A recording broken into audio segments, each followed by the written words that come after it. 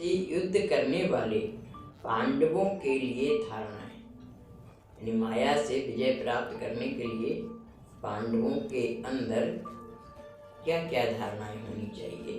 आज परमपिता परमात्मा इसके ऊपर महावाक्य उच्चार रहे हैं। पांडव पति शिव बाबा बोले, क्या कहा? पांडवों के लिए जो कल पहले का गायन है, क्या वह सब विशेषताएं वर्तमान समय जीवन में अनुभव होती हैं क्या? यानी पांडवों की जो विशेषताएं बताई जाती थीं, तो वो विशेषताएं क्या वर्तमान समय भाई लोग अपने जीवन में अनुभव करते हैं? यह जो गायन है कि उन्होंने पहाड़ों पर स्वयं को गलाया, इसका रहस्य क्या है? कहानी है ना कि पांडव लास्ट में पहाड़ों पर जाकर गल गए, तो इसका रहस्य बाबा बता रहे हैं। गलाया मतलब वो तो डेथ हो जाएगी। हाँ, तो ऐसे ही शास्त्रों में तो ऐसे ही वर्णन है ना, तो उसका अर्थ बता रहे हैं। आध्यात्मिक रहस्य क्या है? गलाया का मतलब देह भान से गलाया, सोल कॉन्शियस बन गई, देह अभिमान खत्म हो गया। तो बाबा कह रहे हैं किस बात में गलाया? सूक्ष्म बात का भी यादगार स्थूल रूप में होता है। यानी है तो सूक्ष्म बात कि देह अभिमान से खत्म किया अपने आप को, और उन्होंने स्थूल में कह दिया कि पहाड़ों पर जाकर गल गए। अब पहाड़ क्या है? ऊंची स्टेज होती ना, पहाड़ ऊंचे होते हैं ना, तो इतनी ऊंची स्टेज हो गई पांडवों की कि उनके अंदर का देहभान बिल्कुल समाप्त हो गया। उसको उन्होंने कह दिया है कि वो पहाड़ों पर जाकर गए। जैसे देवियों के लिए कहते ना, सकलन वाली देवी हो, मैयर वाली देवी पहाड़ों पर बनाते मंदिर जाकर, तो ऐसा नहीं है कि देवी कोई पहाड़ों पर जाकर बैठ के तपस्या की, बल्कि उनकी सोच इतनी ऊंची थी कि जैसे पहाड़ ऊंचा है वैसे ही उनकी सोच इतनी ऊंची थी कि जो खराब सा व्यवहार कर रहे थे उनके प्रति भी उनके हृदय में उदारता थी, नम्रता थी, सहनशीलता थी। जैसे परमात्मा हम सब बच्चों के अवगुणों को माफ किया ना, कितनी हम लोगों ने भक्ति में भगवान को गालियाँ दी, कण कण में है, सब में है, तो लेकिन फिर भी भगवान ने हमारे अपराधों को, हमारी बातों का बुरा माना क्या? फिर भी पढ़ाने के लिए आए ना। रोज मुरली की शुरुआत कहाँ से करते हैं? मीठे बच्चे से। तो ऐसे ही उन देवियों ने, यानी बहनों ने इतनी तपस्या की और इतनी अपनी ऊंची स्टेज बना ली, उसका उन्होंने चित्रण कर दिया है कि पहाड़ों पर जाकर तपस्या की, पहाड़ों पर उन्होंने मंदिर बना दिए। और भाइयों के लिए क्या कह दिया है कि अंत में पहाड़ों पर जाकर गल गए। तो उसका आज बाबा रहस्य व्याख्यान कर रहे हैं कि यह जो गायन है कि उन्होंने पहाड़ों पर स्वयं को गलाया, इसका रहस्य क्या है? किस बात में गलाया? सूक्ष्म बात का ही यादगार स्थूल रूप में होता है। जैसी चैतन्य का यादगार स्थूल में होता है, वैसे ही सूक्ष्म को स्पष्ट करने के लिए दृष्टांत दिया जाता है। स्वयं को सफलता मूर्त बनाने के निमित्त पुरुषार्थियों के पुरुषार्थ में जो विघ्न सामने आते हैं, उन विघ्नों के कारण क्या स्वयं को सफलता मूर्त नहीं बना सकते हो? यानी हम सब स्टूडेंट हैं और हर एक के मार्ग में विघ्न आते हैं। परीक्षा लेने के लिए परीक्षा लेने आएगी, तुम्हारे मार्ग में माया निर्भय होकर हमें लड़ना सिखाते रोज से। यानी हमें वैसे किसी से भी नहीं लड़ना, लेकिन माया अगर किसी भी रूप में परीक्षा लेने के लिए आई है, विघ्न रूप में आई है, तो उसको हमें हर हालत में ओवरकम करना, उस पर विजय प्राप्त करना है। तो बाबा उसी बात के लिए कह रहे हैं कि सफलता मूर्त बनाने के निमित्त पुरुषार्थियों के पुरुषार्थ में जो विघ्न सामने आते हैं, उन विघ्नों के कारण क्या स्वयं को सफलता मूर्त नहीं बना सकते हो? यानी आप पांडवपति परमपिता परमात्मा के बच्चे हो तो विघ्नों पर विजय प्राप्त नहीं कर सकते हो क्या? सफलता मूर्त नहीं बना सकते हो? बार बार उसी स्वभाव व संस्कार के कारण असफलता होती है, जिसको निजी संस्कार व नेचर कहा जाता है। तो ऐसे निजी संस्कारों को गलाना अर्थात स्वयं को गलाना कि देखने या संपर्क में आने वाले यह महसूस करें कि इस आत्मा ने स्वयं को गलाया है, इसमें सफलता है।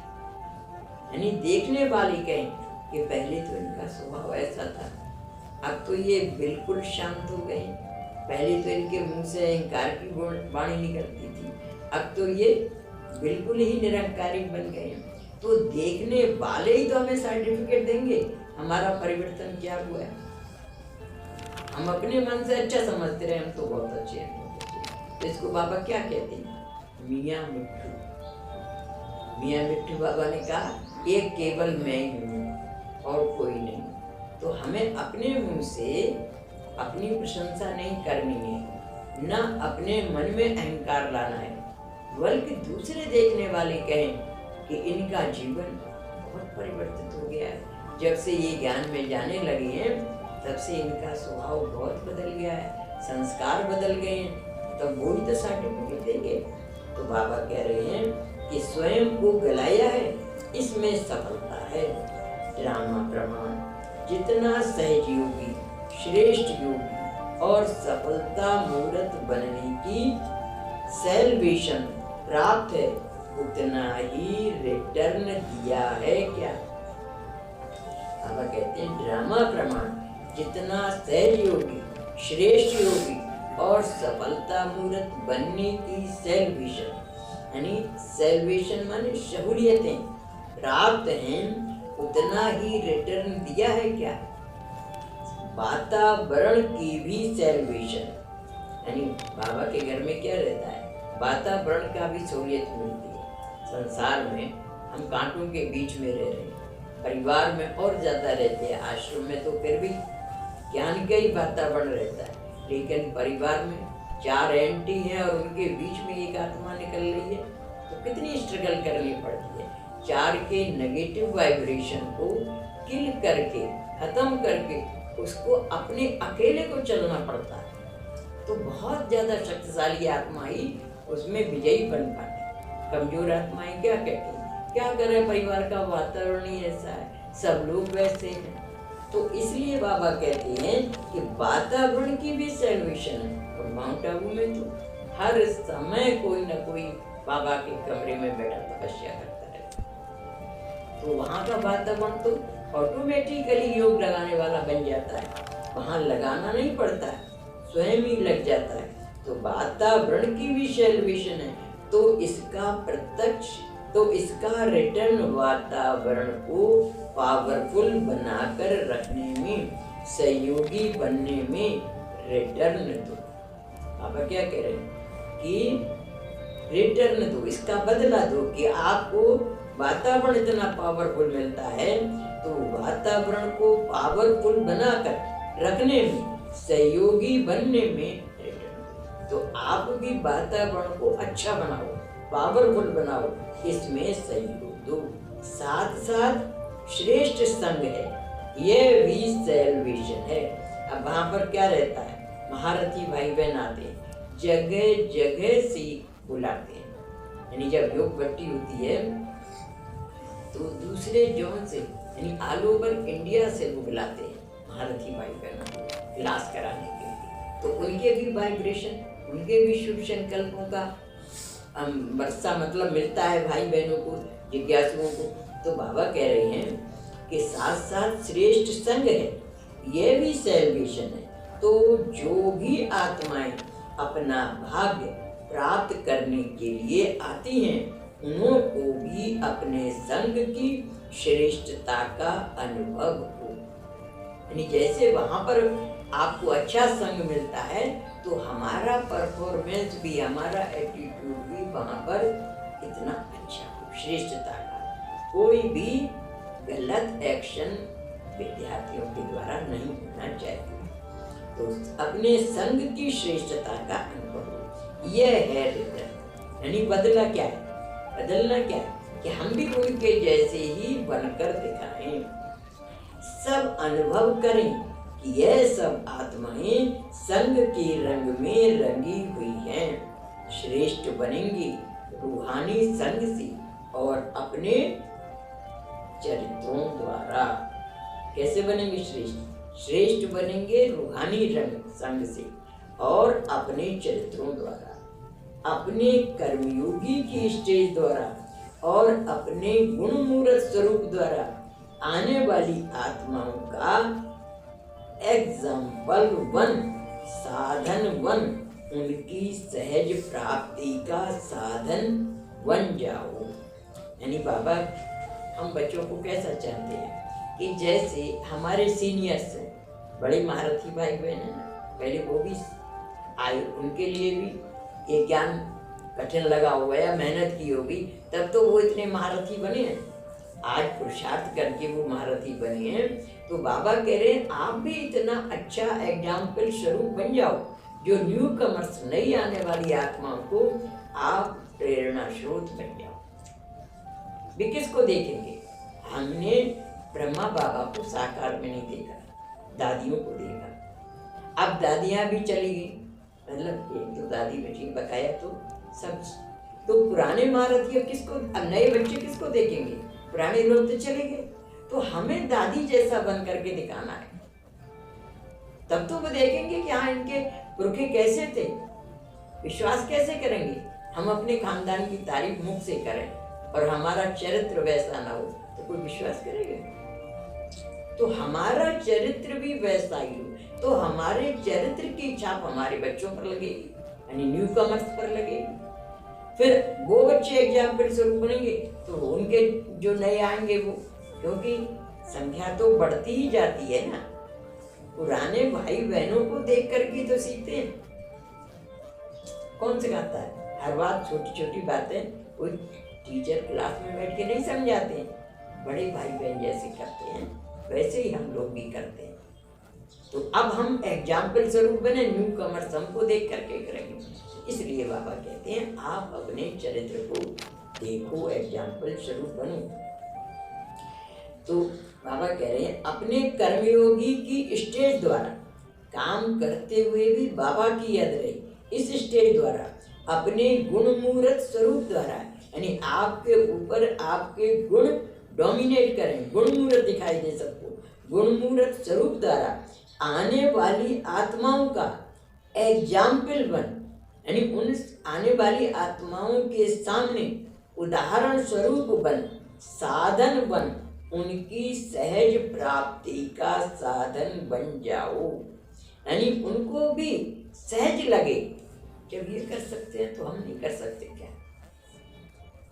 बड़े भाई बहनों ने भी तो किया ना, ब्रह्मा बाबा को देखा, पहले ब्रह्मा बाबा एग्जाम्पल स्वरूप थे, उनको देख करके महारथी भाई बहनों ने किया, तो क्या हम उनको देखकर नहीं कर सकते? ऐसे बाबा करें कि एग्जाम्पल बन, साधन बन, उनकी सहज प्राप्ति का साधन बन जाओ, उनको भी सहज लगे वो ज्ञान बात। आपका प्रैक्टिकल साकार स्वरूप का सैंपल देख उनमें विशेष उमंग उत्साह रहे, यानी कोई चीज देख करके नकल करना सहज लगता है।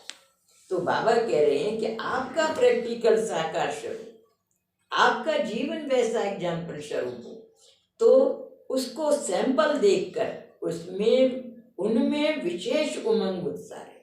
न्यू कमर्स के अंदर भी उमंग उत्साह है कि देखो हमारे से ये पहले पहुंच गए ना, टाइम से आ गए, मतलब इनका नियम अनुशासन कैसा है, वैसे ही देख करके न्यू कमर्स सीखेंगे। तो बाबा कह रहे हैं उनमें विशेष उमंग उत्साह है। सदैव हर बात में यही संकल्प रखना चाहिए कि हर कार्य में, हर प्रैक्टिकल सबूत के पहले हम सैंपल। क्या सोचो कि जैसा कर्म हम करेंगे हमें देख और करेंगे, जैसी भाषा हम बोलेंगे वैसी भाषा दूसरे बोलेंगे। इसलिए हमारी वाणी पर भी बहुत नियंत्रण हो, हमारे कर्म पर भी बहुत नियंत्रण हो। क्योंकि सीखा किस, सिखाया किसने है? हमने बाबा को नहीं देखा साकार में, लेकिन सिखाने वाली दादियों को, महारथी भाई बहनों को देख करके सीखे ना। और वहाँ की परंपरा ही हम अपने यहाँ चाहते हैं। जैसे हमने वहाँ शांति में खाना बनाते देखा, जैसे हमने वहाँ पर नियम अनुशासन का वो देखा, तो ऐसे ही यहाँ पर भी हम चाहते हैं कि नियम अनुशासन में सब फॉलो किसको करते हैं? माउंट आबू में ऐसा होता है ना, ऐसा ही हम भी करेंगे। वो बड़ा घर है तो वहाँ का फॉलो करते हैं सेंटर सब। तो बाबा कहते हैं हर बात में यही संकल्प रखना चाहिए कि हर कार्य में, हर प्रैक्टिकल सबूत के पहले हम सैंपल हैं, हर बात में हम सैंपल हैं।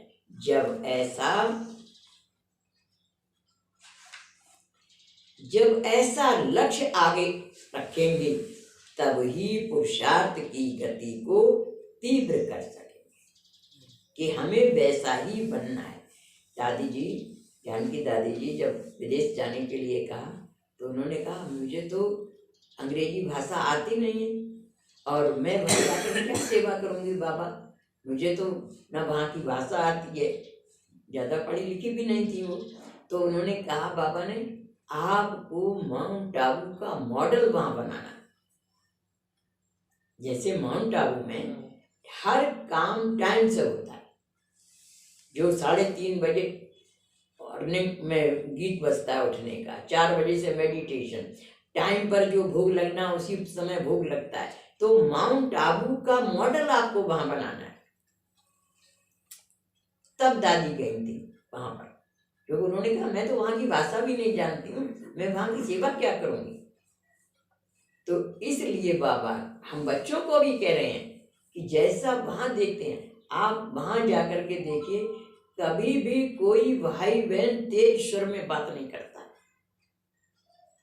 सब ऐसे नम्रता से बात करते हैं, ऐसे शालीनता से बात करते हैं कि आप आश्चर्य करेंगे कि ऐसी शालीनता से बात करते हैं।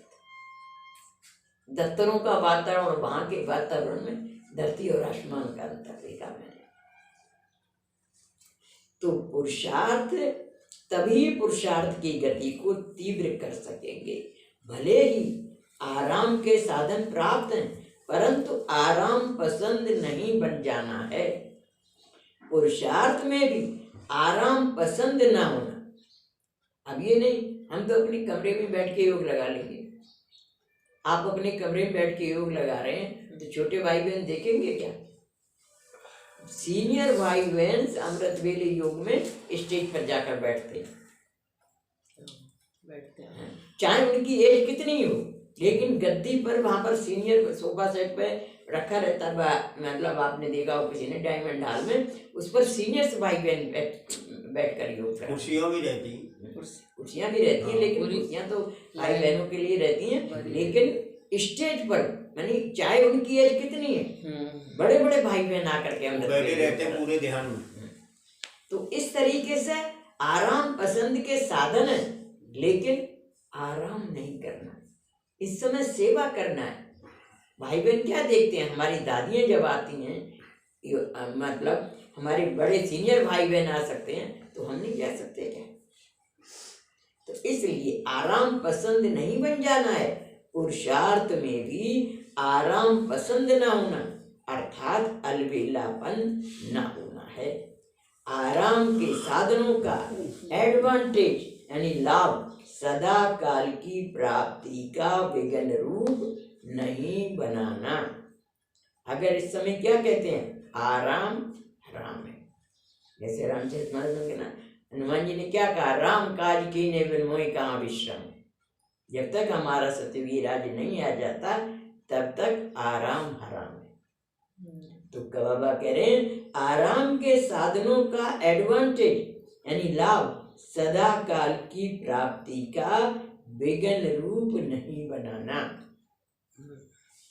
आपने देखा होगा दादी जी 104 वर्ष की एज में भी फौरन में अगर सेवा के लिए बुलाया तो फौरन जाती थी, कितने चाहे व्हील चेयर पर गई, चाहे कैसे भी गई, लेकिन उन्होंने आराम नहीं किया। कि अब मेरी एज इतनी, भाई बहनों ने कहा भी दादी अब आपकी एज बहुत हो गई है, अब आप रेस्ट करो रेस्ट करो, लेकिन उन्होंने कहा नहीं, बाबा के घर में जब तक हूं तब तक मैं सेवा करके रहूंगी। तो इस तरीके से मैंने क्या किया, सदा काल की प्राप्ति का विघ्न रूप नहीं बनाना। हम किसको देखते हैं, हम कितनी बार अपने मन में सोचते थे कि दादी जी मेरे से 30 साल बड़ी थी, वो 30 साल बड़ी होकर के इतना काम कर सकती है, मैं तो उनसे 30 साल छोटी हूँ, मैं क्यों नहीं कर सकती? प्रेरणा स्रोत नहीं ना। तो ऐसे ही बाबा कह रहे हैं कि अगर हमने दूसरे से प्रेरणा ली तो हमारे अंदर एनर्जी आती है, और अगर हमारे सामने कोई एग्जाम्पल नहीं होता तो सुस्त पड़ जाते। तो सदा काल की प्राप्ति का विघ्न रूप नहीं बनाना। हम क्या कर रहे हैं, सदा काल की प्राप्ति बना रहे हैं, अपना भाग्य बना रहे हैं। सब कोई किसी पर एहसान नहीं कर रहा है, ये समझो ना। हम भगवान पर एहसान कर रहे हैं, भगवान ने हमें अपनी सेवा के लायक समझा, हमें सेवा में सहयोगी बनाया, ये हमारा बहुत बड़ा सौभाग्य। उसने हमें अपना साथी बना दिया, सेवा में सहयोगी बना दिया, अपना गुड लक समझो। तो ऐसे बाबा कह रहे हैं कि सदा काल की प्राप्ति, क्योंकि हम अपना भाग्य हमेशा के लिए बना रहे हैं, 5000 वर्ष के लिए बना रहे हैं। तो बाबा कहते हैं सदा काल की प्राप्ति का विघ्न रूप नहीं बनाना। यह अटेंशन रखना है कि अगर हम डील फूल करेंगे तो हमारा माइनस मार्किंग हो जाएगी, यह टेंशन रखना है। अगर किसी भी प्रकार की सिद्धि अथवा प्राप्ति को स्वीकार किया तो वहां कम हो जाएगा। अगर आपकी तारीफ भी करेंगे, साधन सुविधाएं भी बहुत मिलेंगी, लेकिन बाबा क्या करें, अगर किसी भी प्रकार की सिद्धि अथवा प्राप्ति को स्वीकार किया, ये हमारी विशेषता है नहीं, ये भगवान की दी हुई देन है। भगवान ने हमें लायक बनाने के लिए ये योग्यताएं दी हैं, अपना काम कराने के लिए ये क्षमताएं दी हैं। कभी अपने अंदर का अहंकार नहीं लाना कि मैं ऐसा करता हूँ, मैं बहुत अच्छा भाषण करता हूँ, मैं बहुत अच्छा सिखाता हूँ। सिखाना किसने सिखाया? ज्ञान किसका है? हम लोग तो निमित्त मात्र हैं, उसका दिया हुआ ही तो दूसरों को देते हैं, कोई हमारा ज्ञान है क्या? इसलिए कभी भी किसी के मन में, जो भी जिसके पास साधन है, चाहे तन लगा रहे हैं, मन लगा रहे हैं, धन लगा रहे हैं, समय लगा रहे हैं, सब सोचो ये भगवान का दिया हुआ है, हम दूसरों को सबलेट कर रहे हैं, दूसरों को दे रहे हैं। इसलिए बाबा ने उसमें गीता में क्या कहा है, निमित्त मात्रम भविष्य शांति। हे अर्जुन, तू निमित्त मात्र बन जा, ये सब तो मरे पड़े। सृष्टि का परिवर्तन तो होना ही है, दिन के बाद रात आती है, रात के बाद फिर दिन आता है, ऐसी ये सृष्टि चलती रहती है। हम बच्चों को तो परमात्मा मान देने के लिए, हमारा भाग्य बनाने के लिए निमित्त बनाया है। तो बाबा कह रहे हैं किसी प्रकार की सिद्धि अथवा प्राप्ति को स्वीकार किया तो वहां कम हो जाएगा, सत्य त्रेता में कम मिलेगा। साधन मिलते हुए भी उसका त्याग, प्राप्ति होते हुए भी त्याग करना, उसको ही त्याग कहा जाता है। यानी प्राप्ति है आपके पास, लेकिन उसके प्रति भी अगर आपका अट्रैक्शन नहीं है तो त्याग, प्राप्ति होते हुए भी त्याग करना, उसको ही त्याग कहा जाता है। जबकि है ही अप्राप्ति, उसको त्याग, जबकि है ही अप्राप्ति, उसको त्याग दो तो यह मजबूरी हुई, न कि त्याग। अब किसी के पास कार नहीं है तो वो कहे मैंने तो कार को त्याग दिया है, तो ये है ही नहीं, उसको तो त्याग की महिमा थोड़ी हुई। अगर है और उसके लिए उसके मन में सेवा की भाव है, हमने अहंकार नहीं है, त्याग की भावना है, तो वो हुआ त्याग। तो बाबा कह रहे हैं जबकि है ही अप्राप्ति, उसको त्याग दो तो वह मजबूरी हुई, न कि त्याग। इतना अटेंशन अपने ऊपर रखते हो अथवा सहज योग का यह अर्थ समझते हो कि सहज साधनों द्वारा योगी बनना है। यानी छोटी छोटी बातों पर परमात्मा ने पॉइंट आउट किया है। यानी भगवान ने बच्चों का ध्यान खिंचवाया है कि ऐसा नहीं कि साधन बहुत बढ़ जाएं तो आप सुविधाओं के अधीन हो जाएं। हर बात में अटेंशन रहे। रिटर्न देना अर्थात आगे के लिए कट करना। रिटर्न देना अर्थात आगे के लिए कट करना। खत्म करना, माइनस हो रहा है अथवा प्लस हो रहा है, यह चेक यानी जांच करना है। यानी ये अपने आप देखो कि हमारा जो खाता है माइनस में जा रहा है या प्लस में जा रहा है। पापा ने एक वाणी में कहा कि प्यार का रिटर्न करना माना स्वयं को टर्न कर लेना। टर्न माने बदल लो, कि हमारे अंदर जो देहवान के संस्कार थे वो खत्म हो जाएं और हम सोल कॉन्शियस बन जाएं। यही प्यार का रिटर्न है भगवान के प्रति। अगर हमारा सच्चा प्यार है तो जैसा वो चाहता है वैसे ही हम अपने आप को बदल लें। ये है रिटर्न। कोई कोई बच्चों को कठिनाई लगती है ना, नए कम आने वाले बच्चों को ज़्यादा लगता है कि हम कैसे टर्न करें या सोल कॉन्शियस बनने में मेहनत लगती है। तो इसलिए बाबा कहते हैं कि बाबा ने भी टर्न किया ना। शिव बाबा तो निराकार हैं, लेकिन ब्रह्मा बाबा ने भी तो अपने आप को टर्न किया। आप सोचिए, हीरे जवाहरात के व्यापारी, कितना धन संपत्ति थी उनके पास, लेकिन भगवान का बच्चा बन करके कैसे सिंपल बन गए, साधारण कपड़ों में आ गए, साधारण रहन सहन बन गया। उनके अंदर भी तो शान शौकत हो सकती थी ना। संस्कार उनके भी तो राजाओं जैसे ही थे, राजाओं के साथ उठते बैठते थे, लेकिन भगवान का बच्चा बन करके उन्होंने सब त्याग दिया। जब ब्रह्मा बाबा ने त्यागा तो उनकी पत्नी, उनके बच्चों ने, बहुओं ने, सबने त्याग दिया। पहले नित नई ज्वेलरी पहनते थे बहू बेटी, क्योंकि हीरे जवाहरात की दुकान थी, तो नित रोजाना नई मतलब ज्वेलरी पहनते थे। और जब बाबा का ज्ञान आ गया तो ब्रह्मा बाबा बदले तो बहुओं ने, बेटियों ने अपने आप सारे जेवर उतार कर दे दिए। कितना त्याग किया, घर आश्रम बन गया, सब सफेद कपड़ों में आ गए। तो ऐसा त्याग करना भी हम सबको सिखाया ना उन्होंने। जब वो बदल गई तो और सब स्टूडेंट्स भी बदल गए। चलिए, ओम शांति। आज बहुत छोटी वाणी थी, हो गई। त्याग ही करना है बस।